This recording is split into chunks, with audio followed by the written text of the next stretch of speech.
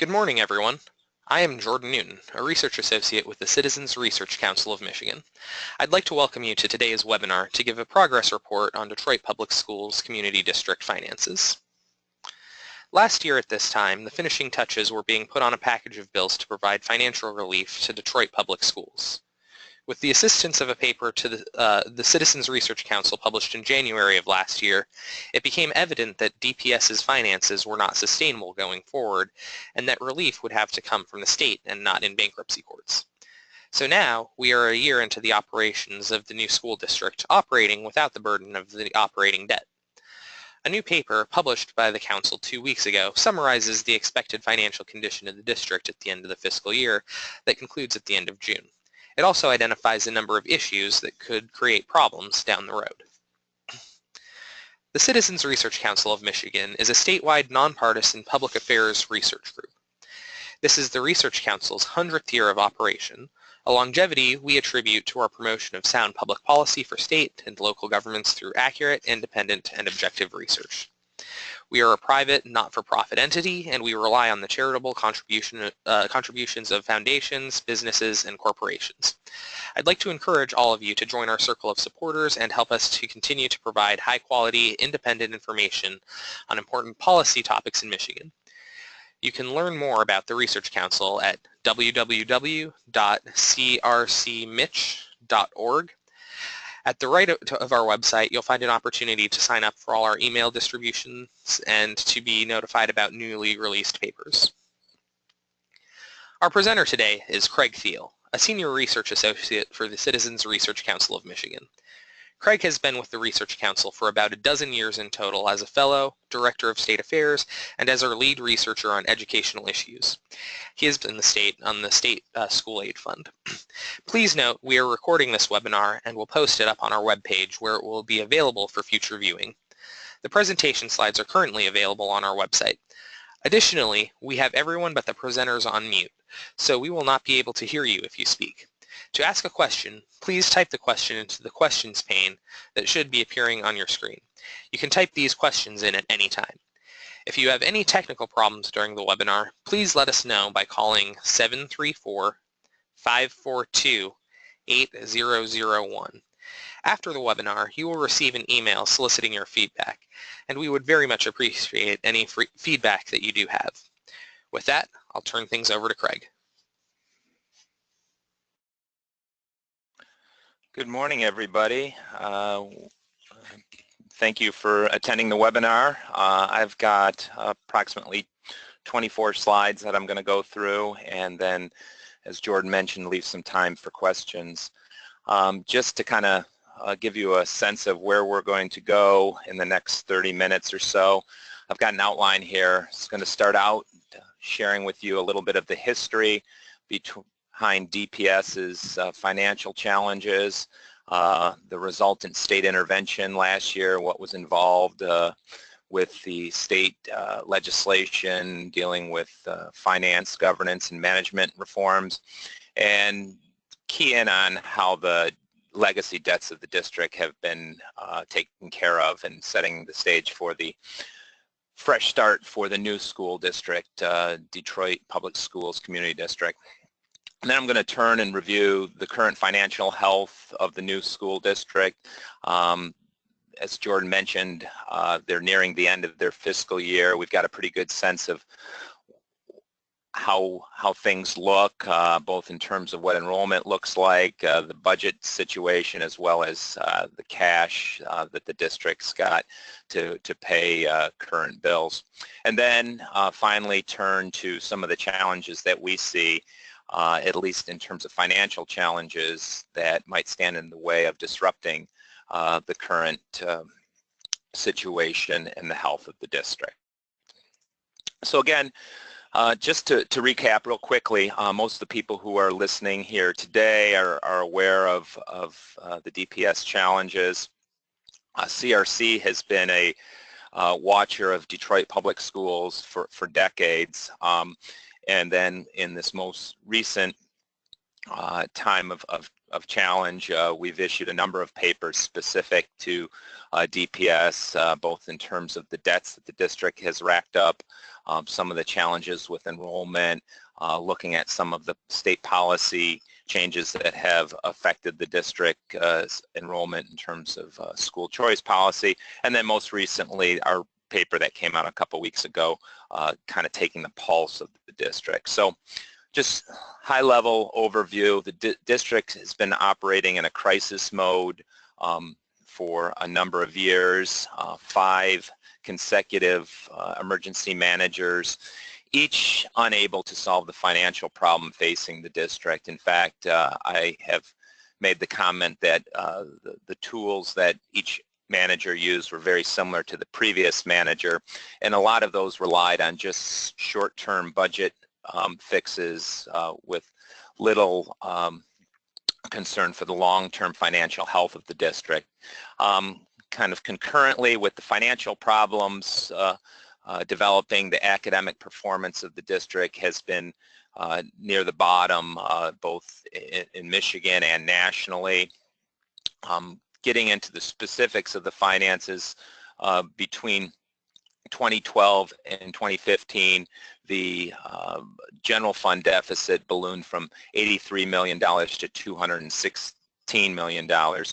Entering 2012, the district had been allowed to issue some debt to paper over its operating deficit that had built up prior to that. So that general fund deficit is actually underreported because a good portion of its deficit had been moved off the general fund balance sheet and onto and converted to a long-term liability. Entering the 2016 fiscal year, the legacy debts of the district, so this is the operating deficits of the district, primarily its unpaid cash flow borrowings, had totaled $463 million. The district was constantly short of cash. Vendors went unpaid for months on end, including the state of Michigan's retirement system, which had an outstanding bill to the district of about $90 million at the end of the 2016 year. And this is made worse by just the annual student enrollment losses that the district has been dealing with. And I'm going to talk a little more in depth about that. And then with the finances, operating finances being in such a bad state, there was very little investment in capital maintenance, preventative maintenance for its facilities, and we saw this make national news with some of the deplorable situations, some of the buildings in the district last year. So just to give you a sense of what the debts did in terms of requiring the district to finance these. So between 2007 2011, the district was paying off over a period of 15 years about $210 million of operating debt that had been issued in 2005. And this chart here shows what the per pupil cost was associated with that debt. So you can see on the left-hand side of about $157 per student had to go to satisfy that operating deficit. That was a fixed principal and interest payment each year, and as the enrollment declined, the amount per pupil increased. So it rose from $157 to $281 by 2011. These are dollars that were coming directly out of the district's per pupil grant, so dollars that would have otherwise gone into the classroom, teacher salaries, books, supplies, or cleaning buildings, maintaining buildings. In 2011,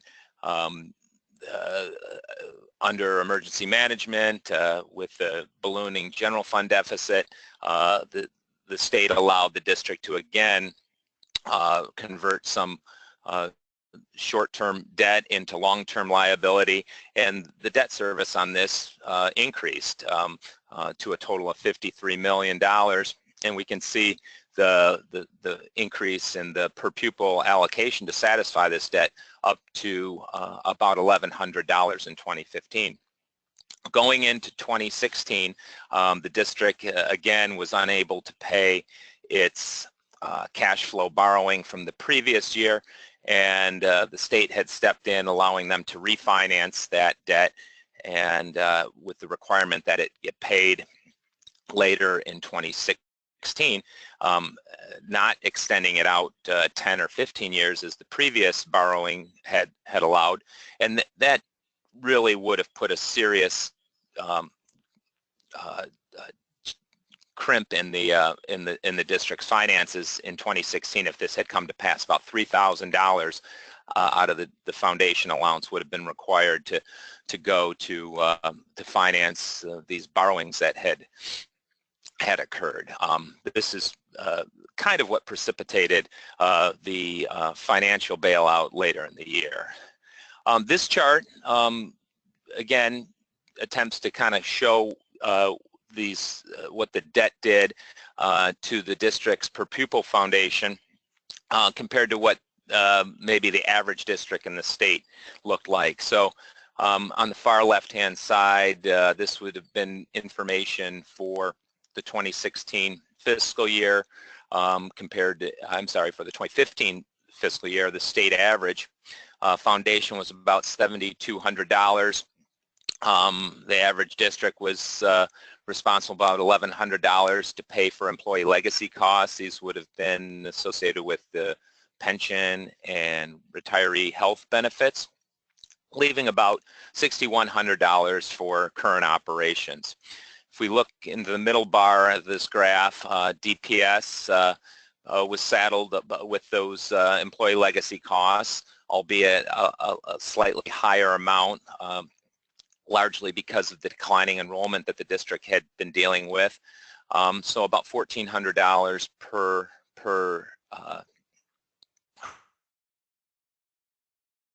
$100 foundation grant was used to satisfy those legacy costs.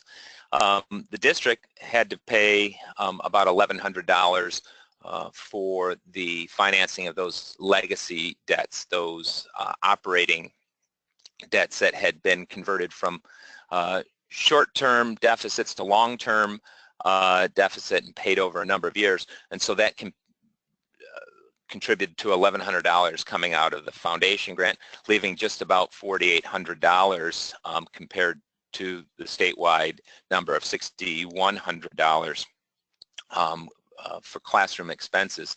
And had the 2015, and this is the far right-hand side bar, had the 2015 cash flow borrowing that the district had done had to be repaid out of the 2016 foundation, you could see that only about 40% of the district's foundation grant would have been available for classroom instruction. So again, just providing a sense of the significance of the problem facing the district entering the 2016 fiscal year. So turning now to the package of bills, and I'm just going to hit the highlights here. It was a combination of financial governance and management reforms. I'd also add that the state had layered in there some new school accountability requirements, not just for DPS, but for all schools statewide.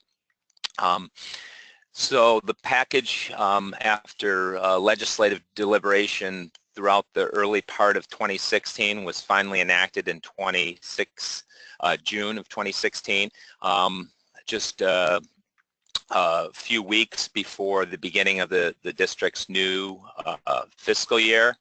As you all know, it basically divided the existing district into two separate entities.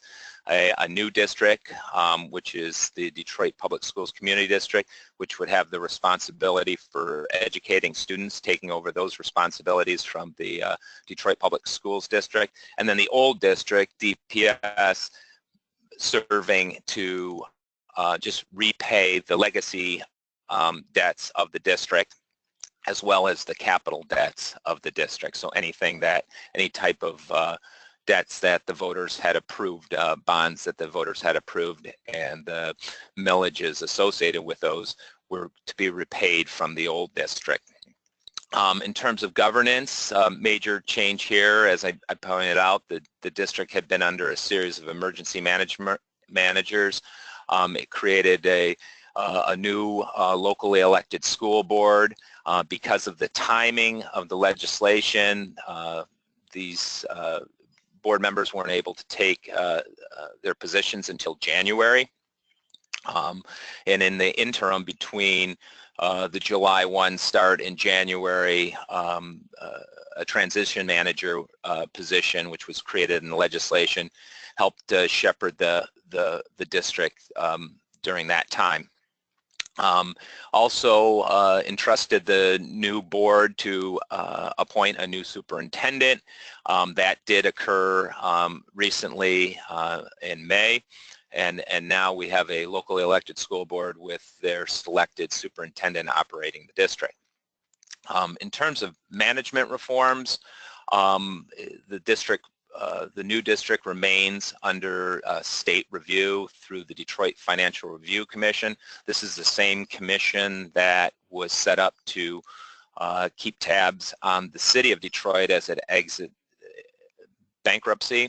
The Financial Review Commission membership was changed slightly to accommodate the oversight of the new district, and their responsibilities for oversight will continue until the old district's legacy debts are fully paid. And the package of legislation last year also brought to end the Education Achievement Authority. This was the state initially envisioned as a statewide reform district. It got its start in Detroit specifically and never expanded beyond there. The legislation will return all of the Education Achievement Authority schools to the new district at the end of this current school year in July 2017. In terms of the debts, the mechanism for settling the legacy debts for DPS was not unique. What basically was used was to repurpose the 18 mil local school operating tax and designate those resources towards the annual debt service costs to pay off the district's legacy debts. So this is a multi-year commitment. In the case of Detroit, it basically takes about $66 million per year and sets that aside to pay off about $467 million of legacy debts. Again, this is a mechanism that's been used in other school districts to pay off debts, but just to a much smaller extent, lesser extent. So we've seen this used in the Muskegon Heights School District, Highland Park, and then in the Buena Vista and Inkster school districts where the state allowed the local millage to be used towards debt service. Of course, that money is used as a key ingredient in the per pupil grant that districts receive each year for operations, and removing those resources creates a hole that either has to be filled with other resources or reflected in a reduced per pupil grant. In every case preceding the DPS situation, the state stepped in and allowed the school aid fund to backfill those resources. In the case of the Detroit Public Schools package, there was strong opposition to using the school aid funds, so the proposal is to use money from the state's tobacco settlement, about $72 million per year, to help backfill the tax revenue that's lost for debt repayment. As part of the total package, state package, to help the district pay off its debts as well as get the new district going, the state allowed a $150 million emergency loan to go to the district, basically to provide the funds needed immediately to pay vendors as well as to kick off the new district. So all told, about a $617 million state package to deal with the legacy debts of the old district, and a small amount to get the new district going. Let me transition now and talk about what we see as the current financial health of the district, looking primarily at the budget, both the general fund budget as it was enacted by the transition manager last June, and the subsequent amendments that have been approved by the board since, and give you a sense of where things stand. As I noted, the school year is nearly over. The district's fiscal year will end on June 30th, but we've got a pretty good picture of where things stand and how things are going to shape up come June 30th. Let me start with enrollment. This chart provides a history of the enrollment in DPS, a story that you're all very familiar with. Basically, the chart's divided into two major pieces. The period leading up to 2012, where annual enrollment was plummeting on average about 9.5% per year. And then we see things kind of moderating. The trend is still down, but the annual enrollment decline is much smaller, averaging about 2.3% over the last 4 years or so. And so the causes, especially on the left side of the chart, are two. First, we have to acknowledge that Detroit was seeing a significant outmigration of its general population during this period and actually preceding this period. And so that is a factor that is driving the decline in DPS. But also important to that is the expansion of school choice in the district, alternative options to the traditional district, both in the form of charter schools operating in the city of Detroit and outside of the city of Detroit that enroll Detroit residents, as well as those districts that are outside the city, traditional districts that are enrolling Detroit students through the school's choice program. Again, parents acting, voting with their feet, moving out of the Detroit public schools to seek a better environment for their kids. So that's largely the forces at work on the left-hand side. Population in Detroit continues to decline, but albeit at a much lower rate. Annual projections have it almost flat when we look at what the census is reporting.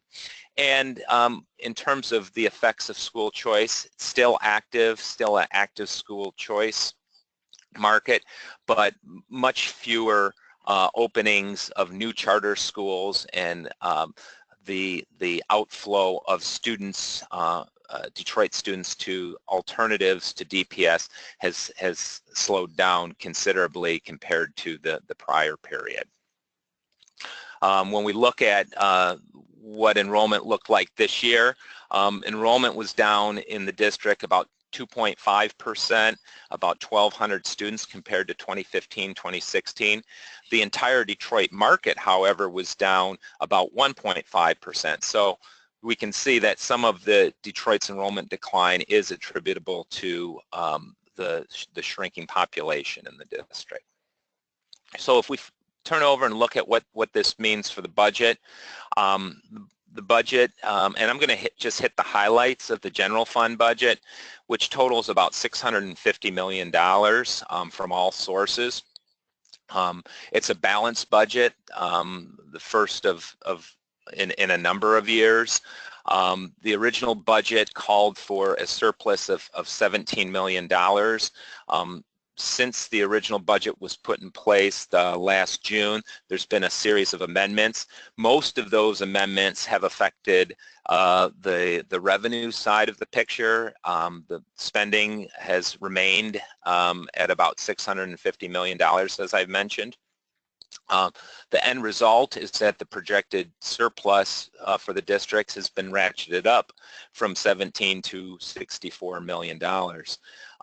Key contributors to the improvement in the budget include the enactment of the 2 mil regional enhancement tax that was put on the ballot last November, and voters in the Wayne Intermediate School District approved that millage. Those are resources that are collected across all school districts in the Wayne ISD and then distributed back to the school districts on a equal per pupil basis. DPS's share is the largest because it's the largest school district, largest in terms of enrollment, and it's going to receive about $17 million this year. And these funds were not included in the original budget because the vote hadn't occurred. And these are resources that don't have any strings attached. Districts are able to use them how they see fit.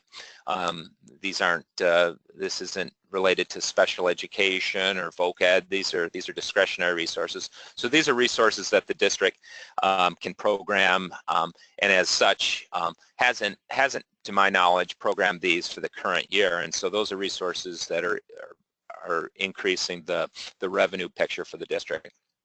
There's a number of one-time items that have helped the district as well, including some of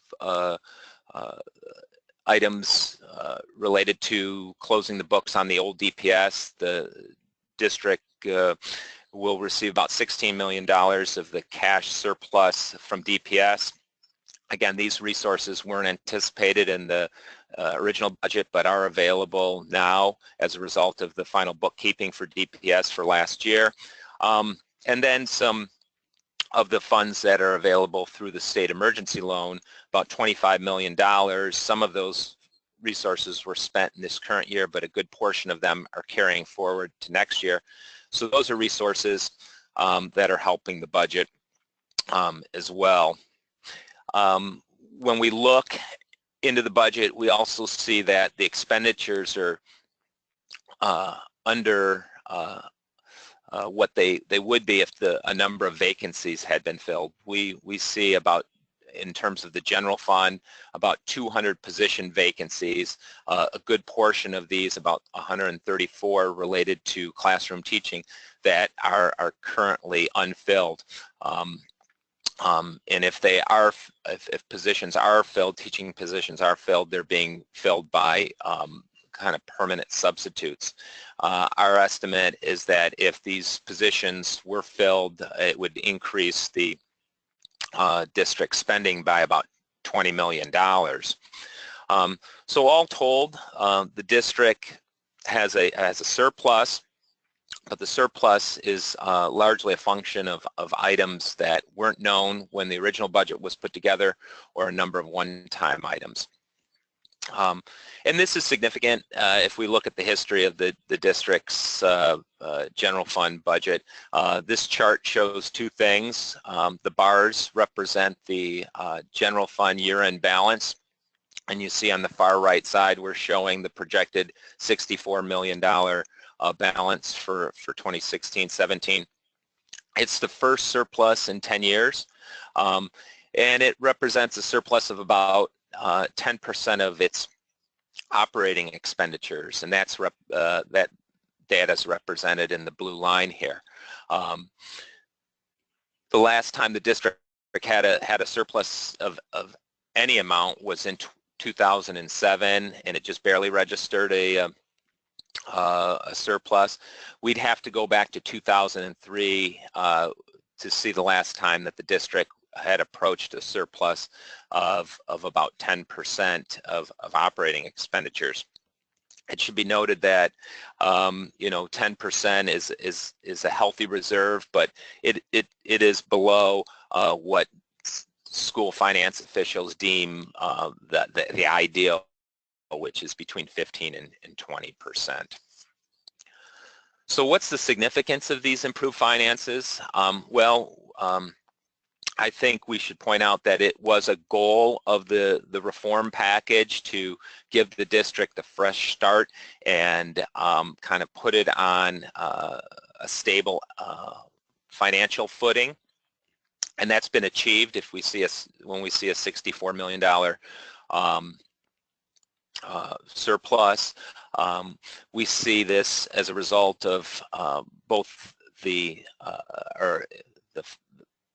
additional resources that have been provided to the district, but the improved management at the district as well as state oversight.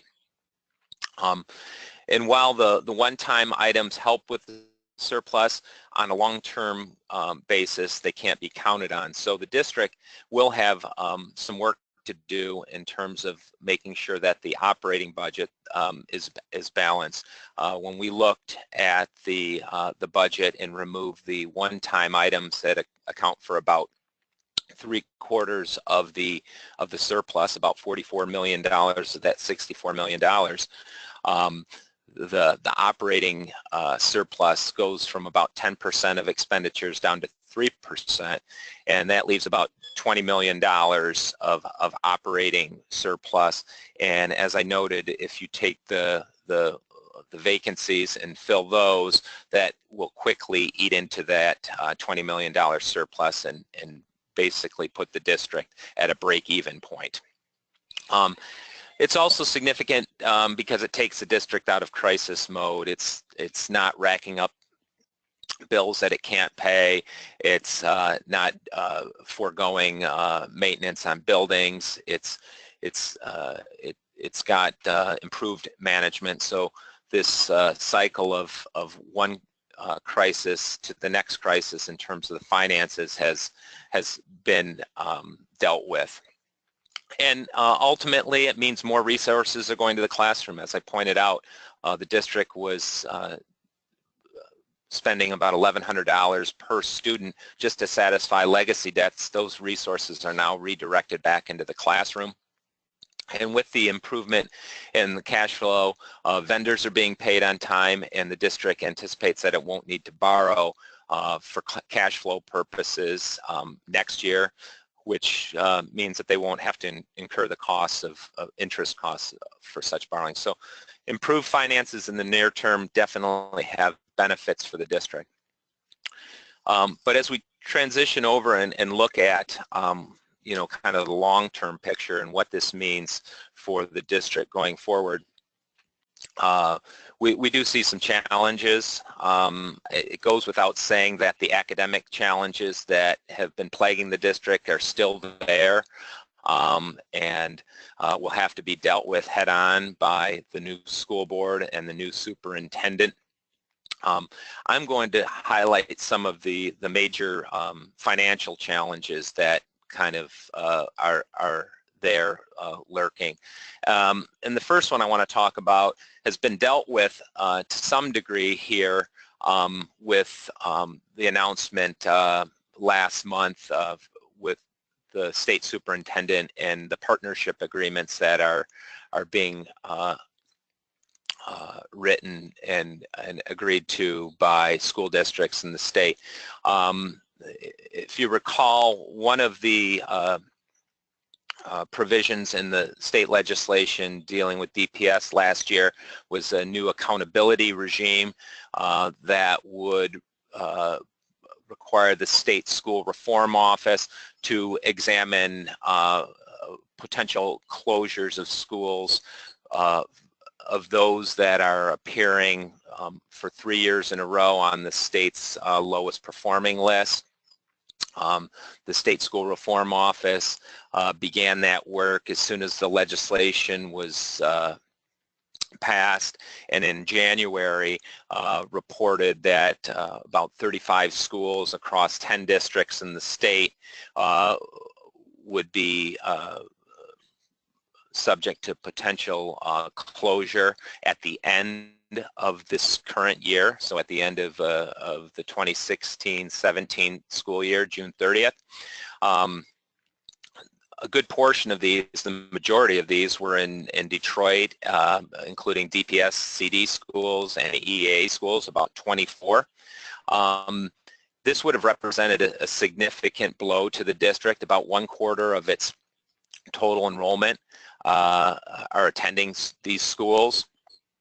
And as we know, if these schools close, there's no guarantee that the students would re-enroll in DPS CD schools. So it would have been a serious financial hit to the district because of the loss of the per pupil grant. For a number of reasons, the state superintendent stepped in, announcing that he would be pursuing a different accountability for some of these chronically failing school districts through this partnership agreement process. He has announced that he's signed agreements with almost all of the districts, including DPS, in May. And the main takeaway here is that it's put a pause on these forced closures for a period of 3 years in exchange for agreeing to begin to move the needle on academics in these districts. The State School Reform Office is delaying its closing of schools. So schools have through the 2019-2020 school year to hit the benchmarks that are included in the agreements before any next level of accountability. So the forced school closures would have been a major challenge for DPS and other schools operating, but those closures have been kind of paused for now. And then real quickly, back to enrollment, because this is the key indicator for the health of the district going forward. This is a chart we've included in a number of publications. I've updated it here with the 2016-17 enrollment. And what it does is it shows where Detroit residents are enrolling in public schools. And so it looks at the state data and puts Detroit residents in one of 4 categories, whether or not they're enrolling in DPS, DPS-CD, the EAA, other traditional districts outside of the city of Detroit, or charters both outside and inside the city of Detroit.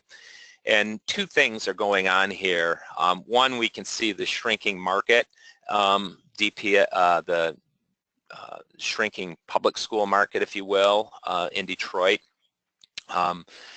It goes from just over 140,000 kids in Detroit attending public school to about 117,000 kids recently. So the market's shrinking, and then the shares of that market are changing over time. In 2010, DPS was the majority educator of Detroit kids. Their market share was about 61%, which is shown in the far left bar, and charters had a share of about 31%. With the changes, increasing number of charters operating and enrolling Detroit kids, we see their market share expanding over the years and DPS is shrinking. We also see in 2013 the EAA coming into play here and grabbing some of the DPS market share. So where things stand today, And really this has been the case for the last 3 years. DPS's share is around 42 to 40% of the market. Charters, our share has grown from about 45 to 47% recently. Those kids that are going outside the district has remained fairly stable at around 7 to 8%, and then the EAA share has been shrinking with enrollment declines there. So stabilizing enrollment, at least the enrollment loss will be key for the district going forward. And as we look out to the 17-18 year, we know that the DPS will be gaining a good portion of the kids that are enrolled in EEA schools. Roughly 5,000 kids attend EEA schools this year. If those kids come over to DPS, that'll be a bump of nearly 10% in DPS's enrollment, bringing with them the financial resources, the per pupil grant dollars. So at least in the near term, the district will see a bump in enrollment. The question will be, will it be able to maintain that increase and over time? Finally, an issue that was alluded to earlier in terms of the forced school closures. This is the flip side of that, which is the districts need to increase the efficiency of the school's utilization. We looked into the number of buildings that are open, school buildings that are open, and looked at their enrollment relative to their capacity and came up with school utilization rates based on the type of schools, high schools, K-8 schools, and then separately for the partnership schools. And our basic takeaway is that there's way too many half-empty schools in the district, and this is costly because of the fixed costs associated with operating those schools, maintaining grounds, keeping lights on, heating, and those are resources that are valuable and should be directed towards the classroom. For this most recent year, the district has an enrollment of just under 46,000 students, but the capacity in the buildings that it's operating is close to 94,000. So we're looking at a utilization rate of just about 53%. And then when we delve down into specific schools, that's what this chart does, we see that a good many of them are way below the 50% range. In fact, we found of the 20-some high schools that the district operates, the 27 high schools that it operates, 7 of them are utilized less than 25%. So that means that 3 of the 4 chairs, desks in the district are in the building, aren't being filled. So there's some serious inefficiencies here that the district's going to have to examine comprehensively. It's a balancing act when it embarks on this, because the district is responsible for providing services to a very large geographic area, about 140 square miles, and it's going to have to balance, getting kids to schools, neighborhood schools, but doing so in an efficient manner. So just to wrap up, and then we'll take some questions, I want to hit some of the highlights, key takeaways from our report. The Fresh Start has provided, the Fresh Start provided by the state has set the district on a new course. It's no longer operating in a crisis mode. We see balanced budget, positive cash flow, enrollment, which had shown signs, enrollment declines of slowing down, continues. The district still faces a number of structural challenges, including the changing market in Detroit, the challenges that the city is facing as it tries to rebound and recruit people to come back into the city, not just businesses and firms, but families that will then enroll their kids in the district. The leadership of the district, the board, and the new superintendent must tackle these head on and make some headway. In terms of school closures, at least the threat of school closures by the state, that's been put on pause. There's an expectation that the district move the economic needle by the 2019-2020 school year, but clearly families are going to want to see progress sooner than that if they're going to choose to enroll their kids in DPS schools. And our final assessment is that this is likely the one and only time that the state, at least in any time soon, is going to step in with financial resources.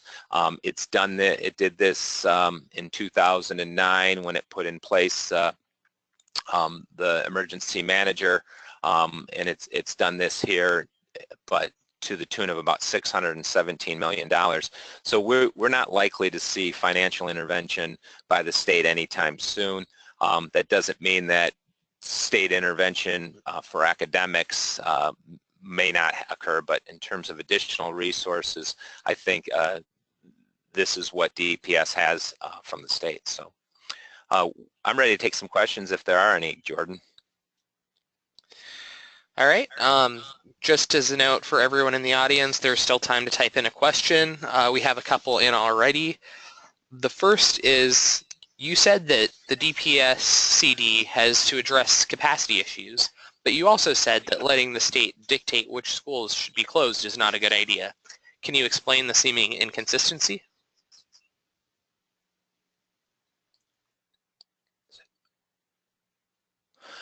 Yeah, I think I can. The key difference is the timing. So the state had considered closing schools at the end of this year. I saw a number of analyses that showed nearby schools being over 35 miles away in terms of quality options for these kids. I think that would really have put a strain on the district to reconfigure its program to offer seats to these kids in a short time period, and likely a number of those, if those buildings close, a number of those kids would not enroll in DPS, and I think it would have disrupted this financial fresh start quite substantially. I think the other issue is closing schools, at least in the research, hasn't shown to be a very effective, if at all effective, tool for dealing with poor academics. And I think closing schools for economic reasons, as we're pointing out here, is necessary, but it's only after a comprehensive, thoughtful analysis. And I think the 3 years that are being provided under these partnership agreements, the district can do that analysis, figure out where schools, what neighborhoods schools should be situated in, and in doing that can increase the efficiency and use of its buildings. All right, our next question. The slope of the line reflecting the change in enrollments changed, but it is still a downward slope. Isn't that just slowing the rate at which the DPS CD had to adjust to the use of facilities and teachers, but not actually making things better in the district? Well, the enrollment decline has abated a little bit, and that's a good sign. As I point out, I think that the district stands to see a bump here with the EAA schools folded back in. But it should be noted that statewide enrollments, public school enrollments, have been declining for some time, and so seeing a decline isn't inconsistent with what the statewide figures show. The fact that it's not close to double digits is important. It still means the district's going to have to do right sizing its budget as the years as they continue to lose students.